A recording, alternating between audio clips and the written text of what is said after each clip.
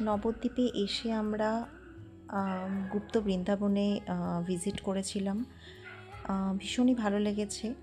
এখানে রাবণের যুদ্ধ, কৃষ্ণকালী এবং শ্রীকৃষ্ণের নানান মুহূর্তকে তুলে ধরা হয়েছে বিভিন্ন লাইটিংয়ের মাধ্যমে।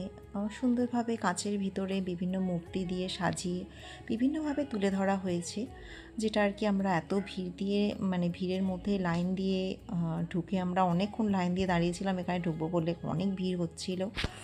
আর যেখানে আমার মনে হলো এটা শুধু আমি নয়, ডিজিটালি আমি আপনাদেরকেও ঘুরে দেখাবো এই জায়গাটা। যদিও এখানে ক্যামেরা খুব একটা অ্যালাউ ছিল না, আমি অনেক কষ্টে মানে তুলে ধরার চেষ্টা করছি। জানি না কতটা পরিষ্কার লাইটিংয়ে আসছে ক্যামেরায়, তবু যতটা পারছি।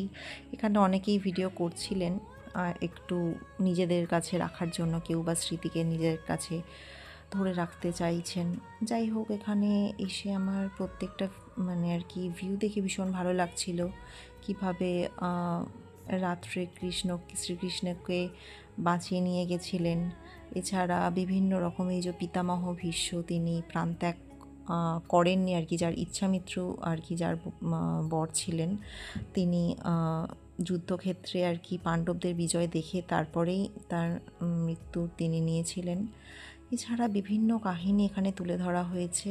মানে এই জায়গাটি বাচ্চাদেরকে নিয়ে আসার জন্য ভীষণই ভালো, ওরাও অনেক কিছু শিখতে পারবে, জানতে পারবে। আর এত সুন্দর মানে শ্রীকৃষ্ণের চারিদিকে মূর্তি এত সুন্দর ভালো লাগছিল, মানে মন জুড়িয়ে যাওয়ার মতো। জাস্ট ভীষণ ভালো লাগবে, মানে বড়দেরও ভালো লাগবে, বাচ্চাদেরও ভালো লাগবে। তো এটা একটা সুন্দর ভিজিটিং পয়েন্ট, ভীষণ ভালো জায়গা। আর অবশ্যই মন্দিরে গেলে তো সকলের মন ভালো এমনিই হয়ে যায়। মানে এটা তো মানে আর নতুন কিছু বলার নয় অবশ্যই। কিন্তু সত্যিই জায়গাটি আমাদের মন জুড়িয়ে গেছে এখানে এসে, যেটা আর কি স্বল্প মূল্যে আমরা টিকিট কেটে এখানে ঢুকেছিলাম গুপ্ত বৃন্দাবনে। আর এসে ভালো লেগেছে। অনেক স্টোরি আমরা, হ্যাঁ হয়তো আমরা সকলেই ছোটোখাটো অনেক কিছুই জানি, কিন্তু সেগুলো নতুন করে আবার দেখতে ভীষণই ভালো লাগে। আর এখানে বাচ্চাদের তো ভীষণই ভালো লাগবে।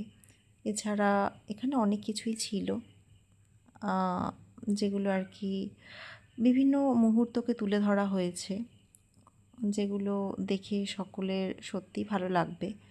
বাচ্চাদের তো অবশ্যই ভালো লাগবে।